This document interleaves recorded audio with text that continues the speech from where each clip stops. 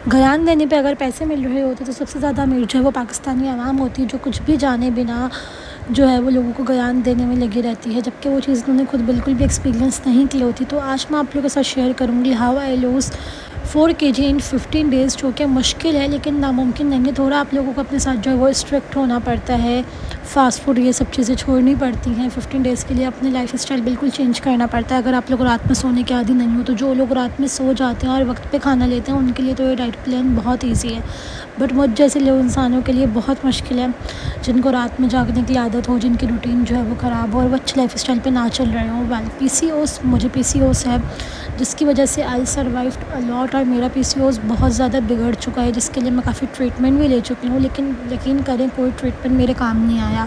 Temporary time period के लिए weight lose होता है और फिर वो दोबारा से पुट ऑन हो जाता है, बट इस दफ़ा मैं आई हूँ बैलेंस डाइट पर। और दूसरी चीज़ ये कि आपको टाइमिंग्स का बहुत ख्याल रखना है अगर अच्छे रिज़ल्ट्स चाहिए। तो ऐसा नहीं है कि वेट लूज़ नहीं होता, वेट कम हो जाता है आपका खाना पीना छोड़ने से, लेकिन रिज़ल्ट्स आपको उतने अच्छे नहीं मिल रहे होते।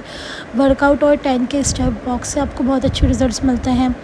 तो ये सब चीज़ें छोटी छोटी बातें होती हैं जिसका ख्याल रखना होता है। अच्छा, ये मैंने लिया था मील, क्योंकि मैं 24 आवर्स से जो है वो फास्टिंग पर थी, मेरा रोज़ा था। पिछले दिन के 6 बजे मैंने खाना खाया था और दूसरे दिन के मैंने 7:30 बजे जो है वो अपना लिए मील लिया था। इस वजह से मैंने जो है वो प्रोटीन अपना ज़्यादा रखा, कार्ब्स के भी 2 पीस रखे, साथ में डेट्स थी।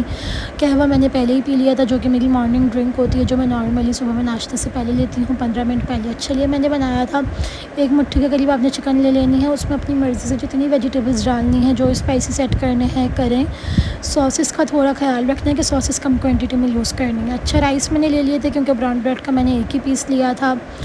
सो ये छोटी छोटी सी बातें होती हैं जिसका आपको ख्याल रखना होता है। ये मैंने इसके ऊपर योगर्ट की ड्रेसिंग डाली थी, कहीं आप लोग समझो कि मैंने मेयोनीज़ डाली है, तो बिल्कुल ऐसा नहीं है। उसके लिए आप लोग मुझे कमेंट करें योगर्ट की सॉरी ड्रेसिंग रेसिपी, तो ये रेसिपी मैं आप लोग को अलग से अपलोड कर दूँगी। ब्रेकफास्ट जो मैं नॉर्मली करती थी उसमें मैंने ऑमलेट ले लिया 2 अंडों का, जिसमें से 1 अंडा होता था और 1 सिर्फ अंडे की सफ़ेदी होती थी, साथ में 1 कप टी जिसमें आपकी बिल्कुल शुगर नहीं है। अगर आपको शुगर क्रेविंग्स हैं मेरी तरह बहुत, तो आप लोग डेट्स खाएँ, क्योंकि मैं भी आजकल यही कर रही हूँ कि मैं डेट्स खाती हूँ। 15 डेज़ तक आप लोग ये डाइट प्लान फॉलो करें, जिसमें आपने लंच में ले लेना है 10 टेबल स्पून राइस थे, 1 क्यूकम्बर था, साथ में चिकन था। छीले का यूज़ मैंने बहुत ज़्यादा किया है उस पूरी डाइट प्लान में, क्योंकि ये काफ़ी फुलफ़िल होता है।